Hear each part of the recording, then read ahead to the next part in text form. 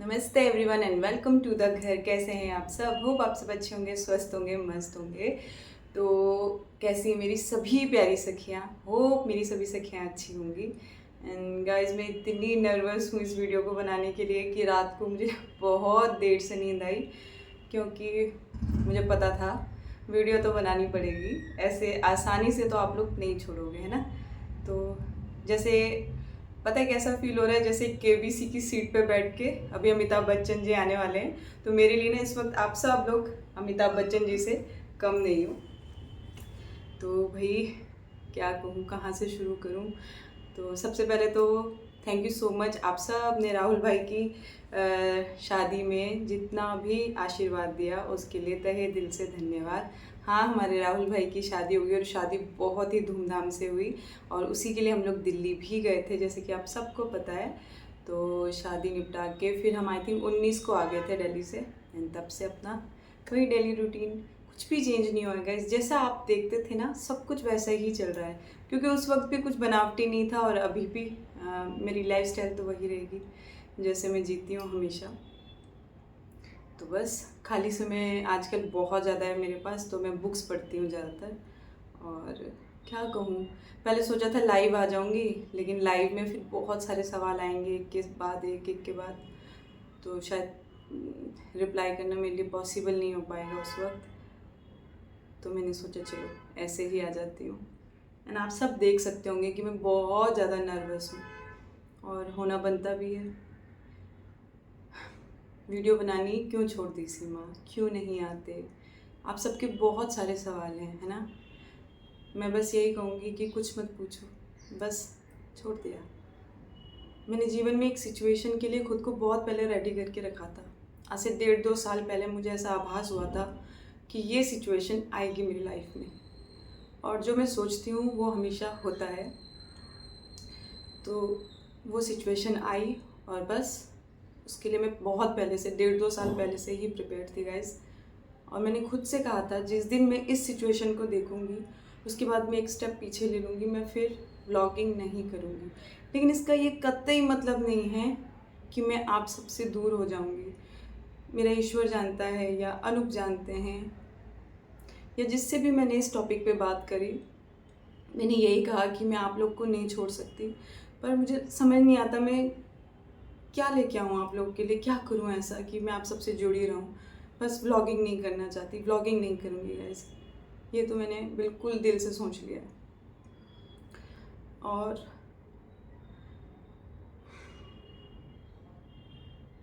मेरे लिए बहुत मुश्किल है अपने 6 साल पुराने काम को छोड़ना।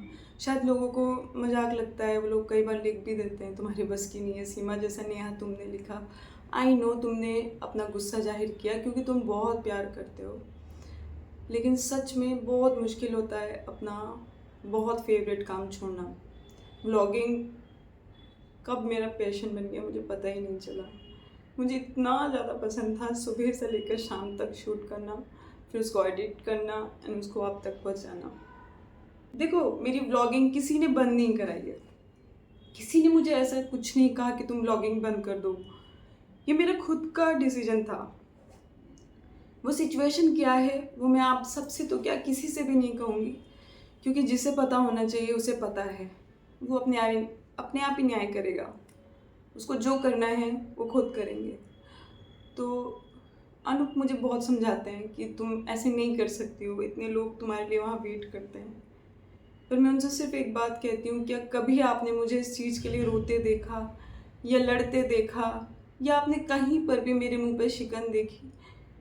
क्योंकि मैंने इस चीज़ के लिए अपने आप को बहुत पहले रेडी करके रखा था दोस्तों, क्योंकि मुझे पता था जिस सिचुएशन को मैंने बहुत 1.5-2 साल पहले देख लिया था, उस सिचुएशन के लिए मैंने खुद को प्रिपेयर कर लिया था कि नहीं, जीवन में जिस दिन ये सिचुएशन मेरे सामने होगी मैं उस दिन व्लॉगिंग छोड़ दूँगी।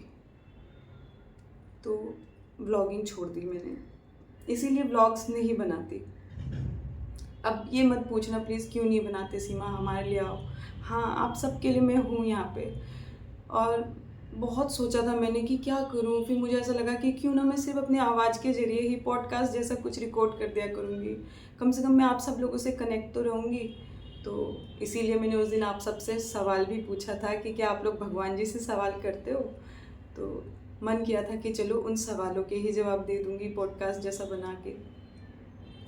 ट्रेंड में चल रहा है पॉडकास्ट, ऐसा कुछ नहीं है, उसका भी एक दिन डाउनफॉल हो जाएगा। कोई भी चीज़ हमेशा परस्पर ऐसे ऊपर नहीं रहती, उसका डाउनफॉल आता ही आता है। तो जैसे आप समझो व्लॉगिंग का भी आ चुका है, मेरी तो खासकर। तो मैं जानती हूँ आप लोग बहुत प्यार करते हो मुझे, और इतनी आसानी से बच के मैं जा भी नहीं सकती थी। मुझे पता था कि मुझे ये वीडियो बनानी ही पड़ेगी।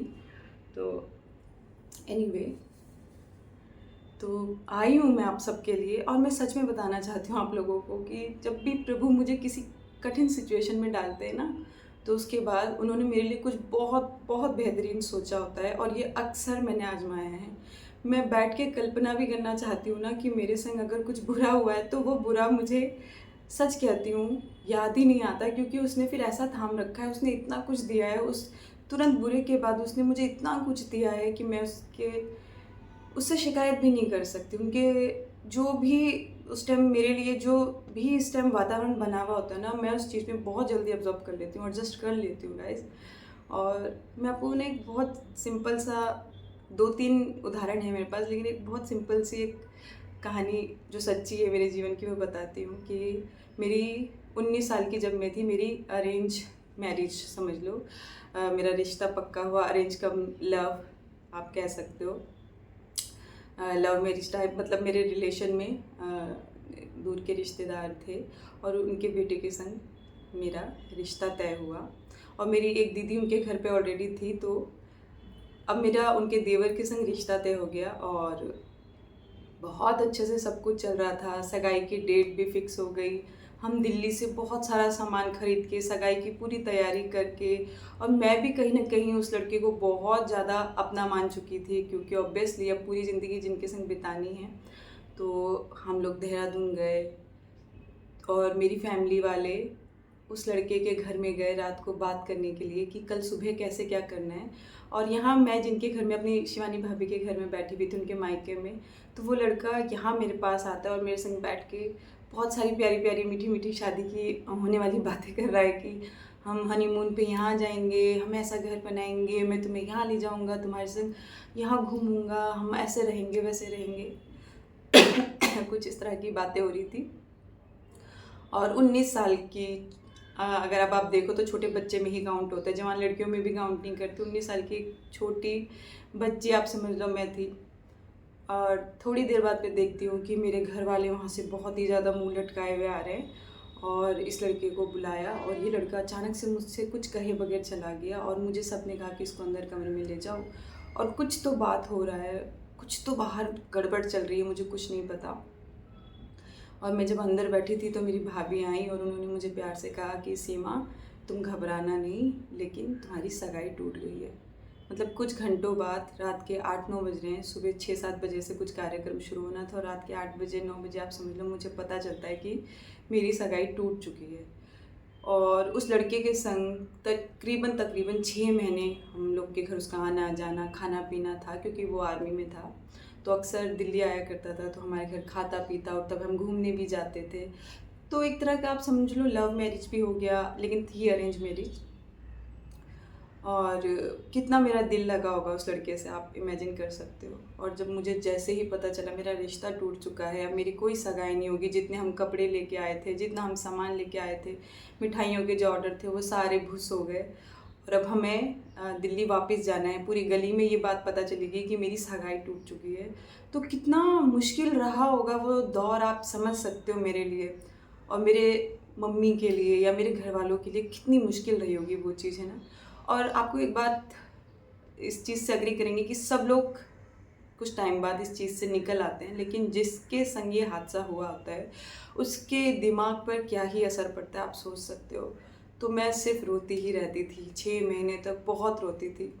और कहीं ना कहीं ईश्वर को ये बात पता थी कि मैं बिल्कुल निर्दोष हूँ, इस मामले में मेरा कोई लेना देना नहीं है, मेरे संग तो सिर्फ और सिर्फ अन्याय ही हुआ है। मेरा रिश्ता क्यों टूटा था, क्योंकि जब मेरे घर वाले वहाँ नेक्स्ट डे सगाई की बात के लिए पूछने गए कि कैसे करना है क्या होगा, तो वहाँ पे लड़कों वाले ने ये शर्त रख दी थी कि आप हमें घर बना के दोगे तभी हम आपकी बेटी से शादी करेंगे, हमें घर बना के दो, हमारी ज़मीन पे आप लोग पक्का घर बना के दो। उनका उस टाइम मिट्टी का घर हुआ करता था, तो जो चीज़ पॉसिबल ही नहीं है वो कैसे होगी। और मेरी मम्मी उस टाइम इतनी कम सैलरी में काम करती थी, वो कैसे घर बनाती। या फिर मेरा पूरे परिवार ने भी कहा कि घर तो, मेरे मामा ने कहा घर तो हम बना देंगे, लेकिन इसकी क्या गारंटी है कि इस घर के बाद हमारी लड़की को आप लोग तंग नहीं करोगे। और घर मैं बना दूंगा, लेकिन घर मेरी लड़की के नाम होना चाहिए। जहाँ तक मुझे बात सुनाई दी थी यही सब बात, क्योंकि मैं तो 6 महीने अपने होश आवाज़ खो ही चुकी थी। मेरे संग तो बहुत बड़ा मतलब हादसा हो गया था, आप समझ सकते हो। इतना भयंकर अगर किसी के संग हादसा हो और वो फिर भी उससे निकल आए, तो अब उसको कोई चीज़ क्या ही तोड़ेगी, है ना।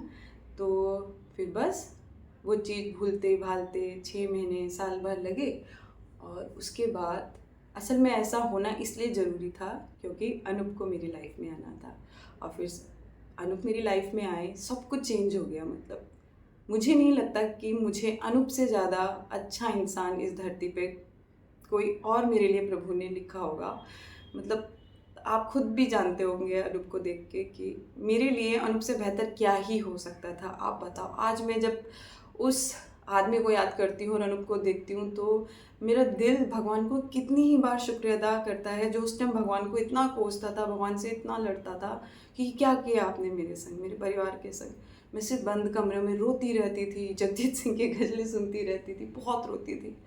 तो अब हमें बहुत बाद में पता चलता है कि जो भी रचना हमारे लिए इस वक्त, जो भी सिचुएशन में हम इस वक्त आए हैं, उसके बाद ईश्वर हमें उस बुरी सिचुएशन से एक्चुअली निकाल रहे होते हैं। वो उस टाइम हमें समझ नहीं आता। तो अब जब भी मेरे संग कुछ बहुत बुरा होता है ना गाइस, तो मैं बहुत खुश हो जाती हूँ कि ओह भगवान जी ने अब मेरे लिए कुछ तो अच्छा सोचा है, कुछ तो बहुत बढ़िया होने वाला है मेरी लाइफ में। तो भगवान जी ने मुझे वहाँ से उठा के यहाँ रख दिया। जब मैं अपनी मम्मी के घर से निकली थी, तब पूरे परिवार को शायद ऐसा लगा था कि अब तो ये गई, इसकी पूरी ज़िंदगी बर्बाद हो चुकी है, ख़त्म हो गई है, अब कुछ नहीं है। मुझे भी ऐसा लगा था कि अब मेरे पास कुछ भी नहीं बचा जीवन में। लेकिन जिस दिन मैं मम्मी के घर से निकल गई थी ना गाइस, उस दिन भगवान ने मेरा हाथ थाम लिया था। और उस दिन से आज तक एक भी दिन ऐसा नहीं है कि मैं ईश्वर को धन्यवाद नहीं करती कि वो मेरे साथ रहते हैं हमेशा। तो आप लोग बहुत फ़िक्र करते हो, बहुत चिंता करते हो मेरी, मैंने देखा है। कमेंट बॉक्स में आधे से ज़्यादा सिर्फ इसलिए परेशान थे कि मैं ठीक तो हूँ, मैं खुश तो हूँ, मुझे कुछ तकलीफ़ तो नहीं हो रही, मैं बीमार तो नहीं हूँ। तो मैं बिल्कुल ठीक हूँ, मैं बहुत स्ट्रॉन्ग हूँ, मैं सच कह रही हूँ। शायद मैं भावुक हूँ तो इसलिए लोगों को लगता होगा कि मैं कमज़ोर हूँ, नहीं, लेकिन मैं अंदर से बहुत ज़्यादा स्ट्रॉन्ग हूँ। क्योंकि जिसके पास उसका हाथ होगा, जिसके सर पे उसका आशीर्वाद होगा, उसे कोई क्या ही तोड़ेगा। तो बिल्कुल निश्चिंत रहो, आपकी सखी बहुत बहुत स्ट्रॉन्ग है, बहुत ठीक है। मैं बहुत खुश हूँ और मैं आप लोग को छोड़ के कहीं नहीं जाने वाली, मैं यहीं हूँ। हाँ, व्लॉग्स ही तो नहीं आएंगे, और व्लॉग्स क्यों बंद किए हैं, तो रीज़न तो वो सिचुएशन, वो रीज़न तो मैं फिर भी कभी नहीं बताऊंगी। मैंने अपने भगवान से प्रॉमिस कर दिया है, अब मेरी ज़ुबान से वो सिचुएशन के बारे में कभी नहीं निकलेगा जो मैंने अपने माइंड में इमेजिन करी थी, और वो मैंने होते हुए देखी, इसलिए मैंने एक स्टेप पीछे ले लिया गाइस। एंड आप में से जितने भी लोग मुझे जानते हैं, मुझे प्यार करते हैं, मुझे समझते हैं, एक्चुअली मैं कहूँगी अगर 100 लोग हैं ना, 100 में से मात्र 10 लोग मुझे समझते हैं, बाकी 90 लोग अभी भी मुझे नहीं समझे। ये मैंने बीते दिनों में उनके कमेंट पढ़ पढ़ के जाना, जब वो सिर्फ अपने दिमाग से सोचकर कुछ भी कमेंट, आप लोगों की कमेंट से मुझे पता चला कि आप लोग मुझे अभी भी नहीं समझे। मुझे ऐसा फील हुआ। अंकिता ने लिखा था कि दीदी हमें पता है इतने साल हो गए हैं, आप शूट तो करते होंगे, आपका भी मन नहीं मानता होगा, आप आ जाओ वापस। तो बिल्कुल सही तुमने सोचा अंकिता, सही जाना मुझे। मैं शूट तो करती रही, बीच में बहुत हिम्मत करती रही, लेकिन कहीं ना कहीं मुझे पता था कि मैं अब व्लॉगिंग नहीं टालूंगी। राहुल भाई की शादी मैं आप सबको बताना चाहती थी कि हाँ हुई है, क्योंकि एक पार्ट रहे हैं वो आपके संग मेरी लाइफ में। मेरे लाइफ का तो हिस्सा है ही, लेकिन आप लोग के भी वो राहुल भाई हो गए थे, और इतनी बड़ी खुशखबरी कैसे आप सबके संग ना शेयर करती। तो इसीलिए पोस्ट डाल देती थी गाइज। लोगों को लगा कि सिर्फ मैं पोस्ट ही डाले जा रही हूँ, पोस्ट ही डाले जा रही हूँ, बेकार की बातें हैं ये सब।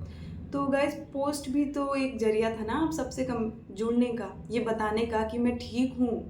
तो बस पोस्ट इसलिए डाल देती हूँ कि मैं ठीक हूँ, चिंता मत करो। बहुत से लोग कहते रहे सीमा रेस्ट करो फिर आ जाना। रेस्ट तो जीवन में कभी नहीं होता। हमेशा इंसान का व्यस्त रहना बहुत ज़रूरी है और ईश्वर की कृपा से मैं व्यस्त रहती हूँ और जीवन अच्छा जा रहा है। तकलीफ़ होती है, बहुत तकलीफ़ होती है, ब्लॉगिंग छोड़ी है। इतना आसान नहीं है मेरे लिए, सच बात यही है। लेकिन मैं ज़रूरी नहीं समझती इसका रीज़न बताना कि मैंने क्यों छोड़ा सबको, क्योंकि मैंने अब उन पे ही छोड़ दिया ये कह के कि आप देख लेना बस। गाइस 1:30 बजने वाले हैं, विराज लोग खाना खाने आएंगे। आज सोमवार है तो अनूप का फास्ट है, पार्थू स्कूल गया है और पार्थू दिन पर दिन बहुत बड़ा होता जा रहा है और मेरी फ़िक्र बिल्कुल मत करो। और आप सब कैसे हो मुझे कमेंट बॉक्स पे बताना। मैं बस इतना कहूँगी कि मेरी कुछ सखियाँ बहुत चालाक हैं, कहीं ना कहीं से रीज़न ढूंढने की कोशिश करेंगी और कमेंट बॉक्स पे लिखने की कोशिश करेंगी कि ये हुआ होगा पक्का, ये रीज़न है, वो रीज़न है। तो हाथ जोड़ के आप सबसे विनती है मेरी कि कुछ भी मत लिखना। कहीं आपके दिमाग में 1% भी कोई भाव आए कि ओ ये रीज़न होगा या वो रीज़न होगा, तो बस मेरी इतनी इज्जत रखना कि जब मैं अपने मुंह से नहीं बोल रही तो आपको भी उस चीज़ को प्लीज़ लिख कर बहुत सारे लोगों तक अपना जो सोच है वो पहुंचाने की बिल्कुल ज़रूरत नहीं है। ये आपके और मेरे बीच की बात है ना, मैंने तो किसी से कहा ही नहीं, तो इसलिए आपको भी कमेंट बॉक्स पे लिखने की ज़रूरत नहीं है, भूल जाओ। मैं यहीं हूँ, बस मैं ये बोल रही हूँ कि मैं यहीं हूँ। मैंने आप सबसे भी वादा किया है ना कि मैं हमेशा रहूँगी, किसी भी ज़रिए आऊँगी। आप लोग कभी बहुत सारे सवाल कर देना तो मैं जवाब देने आ जाऊँगी। कभी किसी को मेरी ज़रूरत होगी तो ज़रूर ज़रूर मैसेज करना। And thank you so much. बहुत सारे लोग सिर्फ वीडियोस देखने आते थे गाइस, तो अगर वीडियोस नहीं आई तो उनको बुरा लगा, लेकिन बहुत सारे लोग मैंने महसूस किया उनको सिर्फ मुझे देखना ज़रूरी था। तो मैंने कमेंट से ही जाना कि उनको सिर्फ मुझे देखना कितना ज़रूरी था।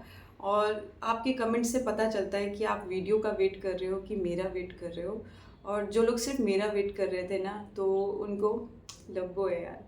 और थैंक यू सो मच कि आप जैसे लोग मेरी ज़िंदगी में हैं। और आप सब से मैं डरती हूँ क्योंकि आप सब लोग प्यार करते हैं ना, तो इसीलिए मैं इतनी डरी सहमी बैठी थी कि रात में ना बहुत देर से मुझे नींद आई कि मैं क्या कहूँगी इन लोगों से, मैं क्या बोलूँगी इन लोगों को, क्यों काम छोड़ दिया है।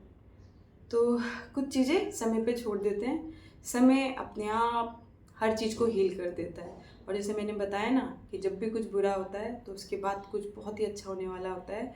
तो लेट्स सी अब भगवान जी हमारे लिए क्या अच्छा करने वाले हैं और वेट करते हैं। और मैं कहीं नहीं हूँ, मेरी टेंशन भी मत लो कि मैं कैसे रहती होंगी।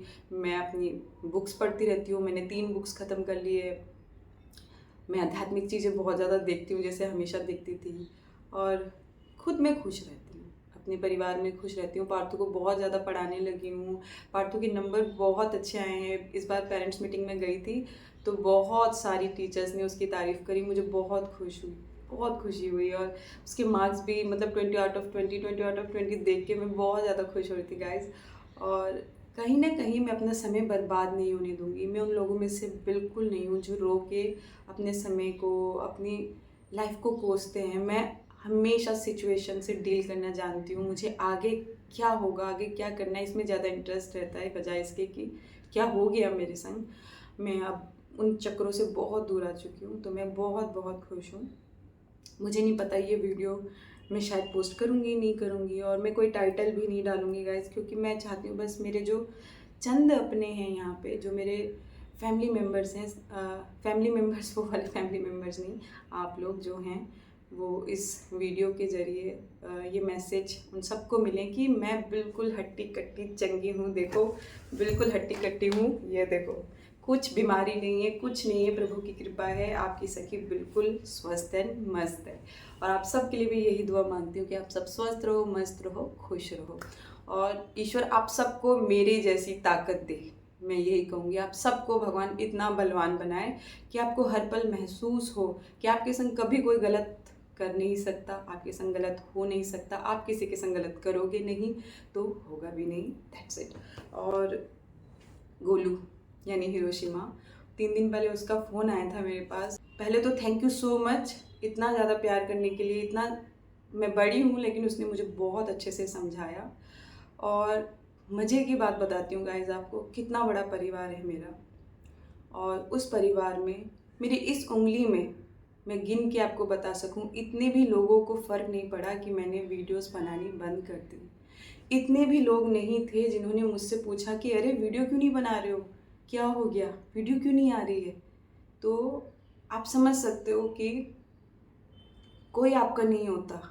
सबसे बड़ा जो आपको जीवन में सबक लेना है वो ये है कि कोई आपका नहीं होता, आप अकेले होते हो हमेशा। और जब आप अकेले हो तो बहुत पावरफुल हो, क्योंकि आपके संग सिर्फ ईश्वर होता है। तो गोलू ने मुझे बहुत समझाया कि दीदी वापस आओ, वीडियो बनाओ, अच्छा नहीं लग रहा है हम लोग को, आप प्लीज़ वापस आओ, ऐसे मत करो। जो भी बात थी उसने मुझे बहुत समझाया। लेकिन गोलू, मैंने यही डिसाइड किया कि मैं ब्लॉगिंग नहीं करूँगी बेटा, और वीडियोस बनाऊँगी। जैसा मैंने तुझसे कहा था कि हाँ, मैं इन सबको नहीं छोड़ सकती, मैं आप सबको नहीं छोड़ूँगी गाइस। आप बोलो मैं पॉडकास्ट बना दिया करूँ, कोई कहानी पढ़ के सुना दिया करूँ, कभी आप कुछ सवाल लिख भेजो तो मैं उसके जवाब दे दिया करूँ, जैसे आपको ठीक लगे। और अगर जो लोग सिर्फ मुझे देखना चाहते हैं ये उनके लिए, जो लोग सिर्फ ब्लॉगिंग से प्यार करते थे तो आई एम सॉरी, मैं अभी ब्लॉगिंग बिल्कुल भी नहीं करूँगी। हाँ, बहुत मुश्किल है मेरे लिए मेरा काम छोड़ना। शायद मैं किसी को भी नहीं दिखा पाऊँगी कि मेरे अंदर क्या बीता अपने काम को छोड़ के। लेकिन वहीं दूसरे पल मैं बहुत स्ट्रॉन्ग फील करती हूँ, क्योंकि एक थॉट मैं अपने अंदर लेके चलती हूँ कि चलो इसमें मेरी कोई भलाई है। अपने घर का कितना ही तमाशा दिखाना था, कितने घर की कितनी ही चीज़ें आप सबको दिखानी थी, रोज़मर्रा की वही चीज़ें, रोज़मर्रा का वही खाना, वही घर, वही सजावट, वही सब चीज़ें। तो सब कुछ वैसा ही है।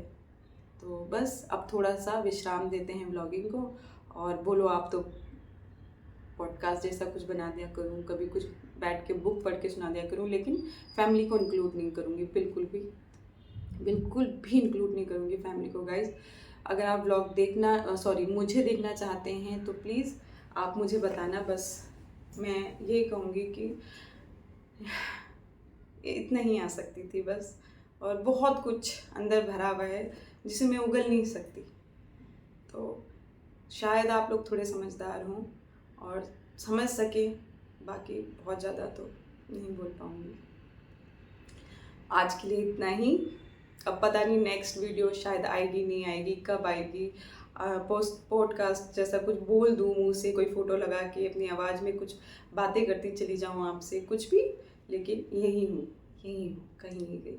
और आप सब लोग कमेंट करके बताना कि आप सब कैसे हैं, कैसी दिनचर्या बीत रही है, क्या हो रहा है लाइफ में नया, और कौन से नए व्लॉग्स लोगों के व्लॉग्स देखे आपने।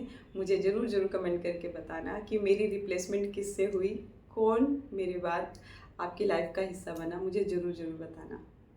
मुझे थोड़ी सी जलन नहीं होगी, मुझे खुशी होगी। मैं चाहती हूँ कि आप लोग मुझे भूल जाओ। मैं सच में भगवान जी से प्रार्थना ये करती हूँ कि भगवान जी वो लोग मुझे भूल जाएं। कुछ ऐसा करो कि वो लोग मुझे भूल जाएं, उन्हें मैं याद ना हो। क्योंकि जब हम किसी से प्यार करते हैं ना तो उनको भूलना बहुत मुश्किल होता है। मेरे लिए भी है, आपके लिए भी होगा। लेकिन जो नियति ने हमारे लिए लिखा है वही हमें करना होता है, और वही उसी फ्लो में जाना ज़रूरी भी है ना। चलो आज के लिए इतना ही। अपना ख्याल रखना दोस्तों। आपकी सखी ये रही, बिल्कुल सही है, बिल्कुल खुश है, आपने देख लिया होप। तो मिलती हूँ फिर, पता नहीं कब, लेकिन मैं फिर आऊँगी। बाय।